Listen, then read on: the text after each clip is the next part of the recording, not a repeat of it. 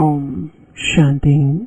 आज 18 जुलाई 2025 बाबा की महावाक्य है, मीठे बच्चे अपने ऊपर आप ही रहम करो।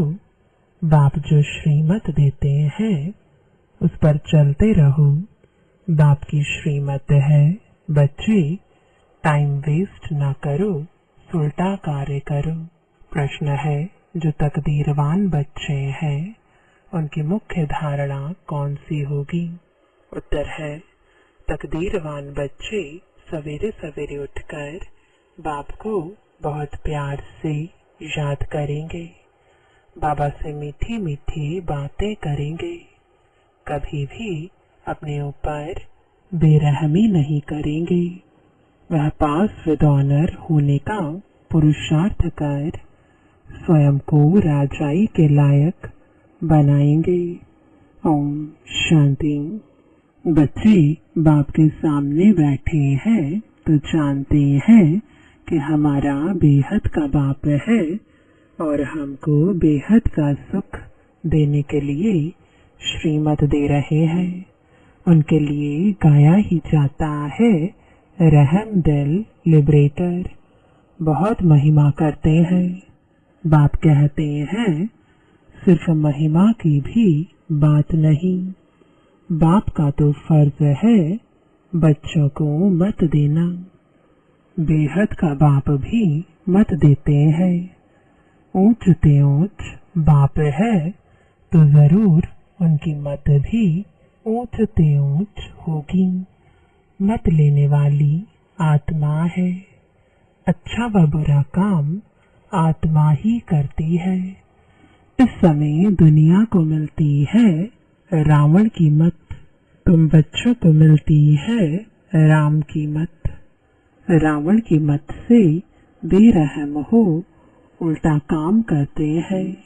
बाप मत देते हैं, उल्टा अच्छा कार्य करो। सबसे अच्छा कार्य अपने ऊपर रहम करो। तुम जानते हो, हम आत्मा सत प्रधान थी, बहुत सुखी थी। फिर रावण की मत मिलने से तुम तमो प्रधान बन गए हो। अब फिर बाप मत देते हैं कि एक तो बाप की याद में रहो, अब अपने पर रहम करो, यह मत देते हैं। बाप रहम नहीं करते।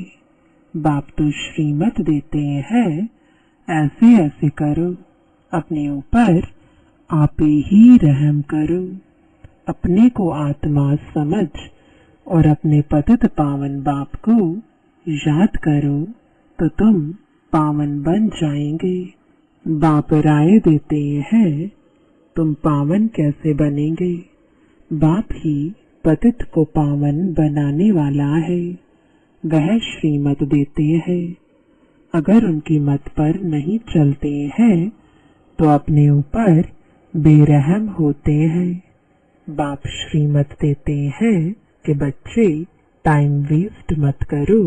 यह पाठ पक्का कर लो कि हम आत्मा है। शरीर निर्वाह अर्थ धंधा आदि भल करो, फिर भी टाइम निकाल युक्ति रचो। काम करते आत्मा की बुद्धि बाप तरफ होनी चाहिए। जैसे आशिक माशूक भी काम तो करते हैं ना, दोनों एक दो के ऊपर आशिक होते हैं। यहाँ ऐसे नहीं है। तुम भक्ति मार्ग में भी याद करते हो। कई कहते हैं, कैसे याद करें? आत्मा का परमात्मा का रूप क्या है जो याद करें? क्योंकि भक्ति मार्ग में तो गाया जाता है कि परमात्मा नाम रूप से न्यारा है, परंतु ऐसे नहीं है। कहते भी हैं, भ्रुकुटी के बीच में आत्मा स्टार मिसल है। फिर क्यों कहते हैं कि आत्मा क्या है उनको देख नहीं सकते? वह तो है ही जानने की चीज। आत्मा को जाना जाता है, परमात्मा को भी जाना जाता है। वह अति सूक्ष्म चीज है। फायरफ्लाई से भी महीन है। शरीर से कैसे निकल जाती पता भी नहीं पड़ता। आत्मा है, साक्षात्कार होता है। आत्मा का दीदार हुआ, सो क्या, वह तो स्टार मिसल सूक्ष्म है। अपने को आत्मा समझ बाप को याद करो। जैसे आत्मा वैसे परमात्मा भी सोल है, परंतु परमात्मा को कहा जाता है सुप्रीम सोल। वह जन्म मरण में नहीं आते। आत्मा को सुप्रीम तब कहा जाए जब जन्म मरण रहित हो। बाकी मुक्ति धाम में तो सबको पवित्र होकर जाना है। उनमें भी नंबरवार है, जिनका हीरो हीरोइन का पार्ट है। आत्माएं नंबरवार तो है ना। नाटक में भी कोई बहुत पगार वाले, कोई कम वाले होते हैं। लक्ष्मी नारायण की आत्मा को मनुष्य आत्माओं में सुप्रीम कहेंगे। भल पवित्र तो सभी बनते हैं, फिर भी नंबरवार पार्ट है। कोई महाराजा, कोई दासी, कोई प्रजा। तुम एक्टर्स हो, जानते हो इतने सब देवताएं नंबरवार है। अच्छा पुरुषार्थ करेंगे, ऊंच आत्मा बनेंगे, ऊंच पद पाएंगे। तुमको स्मृति आई है हमने 84 जन्म कैसे लिए। अब बाप के पास जाना है। बच्चों को यह खुशी भी है तो फख्र यानी नशा भी है। सब कहते हैं हम नर से नारायण विश्व के मालिक बनेंगे। फिर तो ऐसा पुरुषार्थ करना पड़े। पुरुषार्थ अनुसार नंबरवार पद पाते हैं। सबको नंबरवार पार्ट मिला हुआ है। यह ड्रामा बना बनाया है। अभी बाप तुमको श्रेष्ठ मत देते हैं। कैसे भी करके बाप को याद करो तो वे कर्म विनाश हो, तो तुम तमो प्रधान से सतो प्रधान बन जाओ। पापों का बोझा तो सिर पर बहुत है। उनको कैसे भी करके यहाँ खलास करना है। तब आत्मा पवित्र बनेगी। तमो प्रधान भी तुम आत्मा बनी हो तो सत प्रधान भी आत्मा को बनना है। इस समय जास्ती इंसॉल्वेंट भारत है। यह खेल ही भारत पर है। बाकी वह तो सिर्फ धर्म स्थापन करने आते हैं। पुनर्जन्म लेते लेते पिछाड़ी में सप्तमो प्रधान बनते हैं। स्वर्ग के मालिक तुम बनते हो। जानते हो भारत बहुत ऊंच देश था, अभी कितना गरीब है। गरीब को ही सब मदद देते हैं। हर बात की भीख मांगते ही रहते हैं। आगे तो बहुत अनाज यहाँ से जाता था। अभी गरीब बने हैं तो फिर रिटर्न सर्विस हो रही है। जो ले गए हैं वह उधार मिल रहा है। श्री कृष्ण और कृष्ण राशि एक ही है। कृष्ण ने ही भारत को हप किया है। अब फिर ड्रामा अनुसार वह आपस में लड़ते हैं। मक्खन तुम बच्चों को मिल जाता है। ऐसे नहीं कि श्री कृष्ण के मुख में माखन था। यह तो शास्त्रों में लिख दिया है। सारी दुनिया श्री कृष्ण के हाथ में आती है। सारे विश्व का तुम मालिक बनते हो। तुम बच्चे जानते हो हम विश्व के मालिक बनते हैं तो तुमको कितनी खुशी होनी चाहिए। तुम्हारे कदम कदम में पदम है। सिर्फ एक लक्ष्मी नारायण का राज्य नहीं था, डिनाइस्टी थी ना। यथा राजा रानी तथा प्रजा सबके पांव में पदम होते हैं, वहाँ तो अनगिनत पैसे होते हैं। पैसे के लिए कोई पाप आदि नहीं करते। अथाह धन होता है। अल्लाह अव्वल दीन का खेल दिखाते हैं ना। अल्लाह जो अव्वल दीन अर्थात जो देवी देवता धर्म स्थापन करते हैं, सेकंड में जीवन मुक्ति दे देते हैं, सेकंड में साक्षात्कार हो जाता है, कारून का खजाना दिखाते हैं। मीरा श्री कृष्ण से साक्षात्कार में डांस करती थी। वह था भक्ति मार्ग। यहाँ भक्ति मार्ग की बात नहीं। तुम तो वैकुंठ में प्रैक्टिकल में जाकर राज्य भाग्य करेंगे। भक्ति मार्ग में सिर्फ साक्षात्कार होता है। इस समय तुम बच्चों को एम ऑब्जेक्ट का साक्षात्कार होता है। जानते हो हम यह बनेंगे। बच्चों को भूल जाता है, इसलिए बैज दिए जाते हैं। अभी हम बेहद के बाप के बच्चे बने हैं। कितनी खुशी होनी चाहिए। यह तो घड़ी घड़ी पक्का कर देना चाहिए। परंतु माया ऑपोजिशन में है तो वह खुशी भी उड़ जाती है। बाप को याद करते रहेंगे तो नशा रहेगा। बाबा हमको विश्व का मालिक बनाते हैं, फिर माया भुला देती है तो फिर कुछ न कुछ विकर्म हो जाता है। तुम बच्चों को स्मृति आई है, हमने 84 जन्म लिए हैं और कोई 84 जन्म नहीं लेते हैं। यह भी समझना है जितना हम याद करेंगे उतना ऊंच पद पाएंगे और फिर आप समान भी बनाना है, प्रजा बनानी है। Charity begins at home. तीर्थों पर भी पहले खुद जाते हैं, फिर मित्र संबंधियों आदि को भी इकट्ठा ले जाते हैं। तो तुम भी प्यार से सबको समझाओ।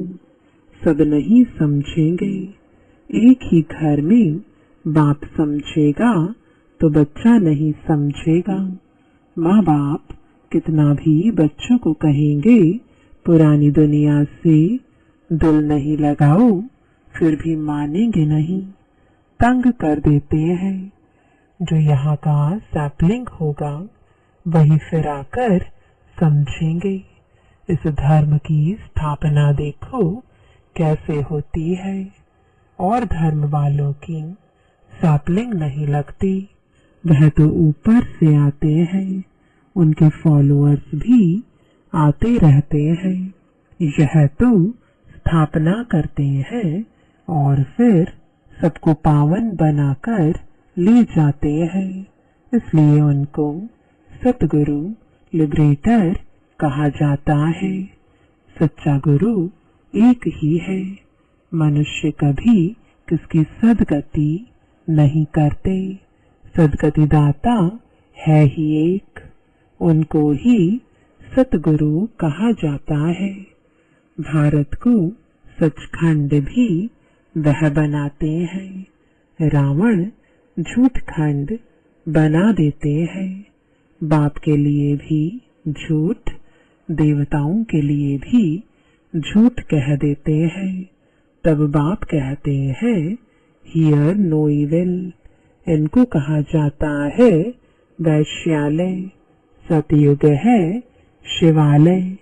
मनुष्य समझते थोड़े ही हैं। वह तो अपनी मत पर ही चलते हैं। कितना लड़ना झगड़ना चलता रहता है। बच्चे माँ को, पति स्त्री को मारने में देरी नहीं करते, एक दो को काटते रहते हैं। बच्चा देखता है बाप के पास बहुत धन है, देता नहीं है तो मारने में भी देरी नहीं करते हैं। कैसी गंदी दुनिया है। अभी तुम क्या बन रहे हो? यह तुम्हारी एम ऑब्जेक्ट खड़ी है। तुम तो सिर्फ कहते थे हे पतित पावन आकर हमको पावन बनाओ। ऐसे थोड़े ही कहते थे कि विश्व का मालिक बनाओ। गॉडफादर तो हेवन स्थापन करते हैं, तो हम हेवन में क्यों नहीं है? फिर रावण तुमको नरकवासी बनाते हैं। कल्प की आयु लाखों वर्ष कह देने से भूल गए हैं। बाप कहते हैं तुम हेवन के मालिक थे, अब फिर चक्र लगाए हेल के मालिक बने हो। अभी फिर बाप तुमको हेवन का मालिक बनाते हैं। कहते हैं मीठी आत्माएं, बच्चों बाप को याद करो तो तुम तमु प्रधान से सतु प्रधान बन जाएंगे। तमु प्रधान बनने में आधा कल्प लगा है, बल्कि सारा ही कल्प कहे, क्योंकि कला तो कम होती जाती है। इस समय कोई कला नहीं है। कहते हैं मैं निर्गुण हारे में कोई गुण नहीं। इनका अर्थ कितना क्लियर है। यहाँ फिर निर्गुण बालक की संस्था भी है। बालकों में कोई गुण नहीं है, नहीं तो बालक को महात्मा से भी ऊंच कहा जाता है। उनको विकारों का भी पता नहीं। महात्माओं को तो विकारों का पता रहता है, तो अक्षर भी कितने रॉन्ग बोलते हैं। माया बिल्कुल अनराइटियस बना देती है। गीता पढ़ते भी हैं, कहते भी हैं भगवानवाच काम महाशत्रु है। यह आदि मध्य अंत दुख देने वाला है, फिर भी पवित्र बनने में कितने विघ्न डालते हैं। बच्चा शादी नहीं करता तो कितना बिगड़ते हैं। बाप कहते हैं तुम बच्चों को श्रीमत पर चलना है। जो फूल बनने का नहीं होगा, कितना भी समझाऊं कभी नहीं मानेगा। कहाँ बच्चे कहते हैं हम शादी नहीं करेंगे, तो माँ बाप कितने अत्याचार करते हैं। बाप कहते हैं जब ज्ञान यज्ञ रचता हूँ तो अनेक प्रकार के विघ्न पड़ते हैं। 3 पैर पृथ्वी के भी नहीं देते। तुम सिर्फ बाप की मत पर याद कर पवित्र बनते हो और कोई तकलीफ नहीं।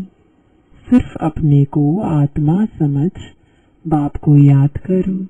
जैसे तुम आत्माएं इस शरीर में अवतरित हो, वैसे बाप भी अवतरित है। फिर कच्छ अवतार मत्स्य अवतार कैसे हो सकते? कितनी गाली देते हैं। कहते हैं कंकड़ कंकड़ में भगवान है। बाप कहते हैं मेरी और देवताओं की ग्लानि करते हैं, मुझे आना पड़ता है। आकर तुम बच्चों को फिर से वर्षा देता हूँ। मैं वर्षा देता हूँ, रावण श्राप देता है। यह खेल है। जो श्रीमत पर नहीं चलते हैं तो समझा जाता है इनकी तकदीर इतनी ऊंच नहीं है। तकदीर वाले सवेरे सवेरे उठकर याद करेंगे, बाबा से बातें करेंगे। अपने को आत्मा समझ बाप को याद करो तो विकर्म विनाश हो। खुशी का पारा भी चढ़ेगा। जो पास विद ऑनर होते हैं वही राजाई के लायक बन सकते हैं। सिर्फ एक लक्ष्मी नारायण नहीं राज्य करते हैं, डिनाइस्टी है। अब बाप कहते हैं तुम कितना स्वच्छ बुद्धि बनते हो। इनको कहा जाता है सत्संग। सत्संग एक ही होता है। जो बाप सच्ची सच्ची नॉलेज दे, सचखंड का मालिक बनाते हैं। कल्प के संगम पर ही सत का संग मिलता है। स्वर्ग में कोई भी प्रकार का सत्संग होता नहीं।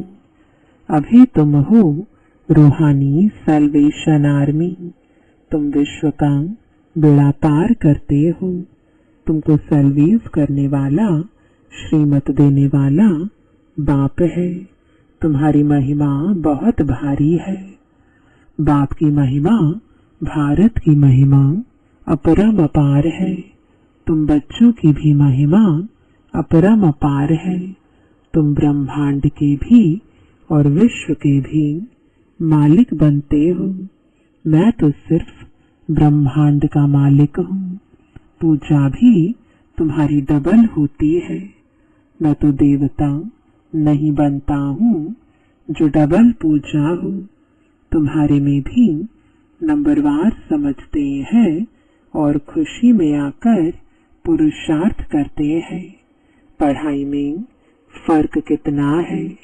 सतयुग में लक्ष्मी नारायण का राज्य चलता है।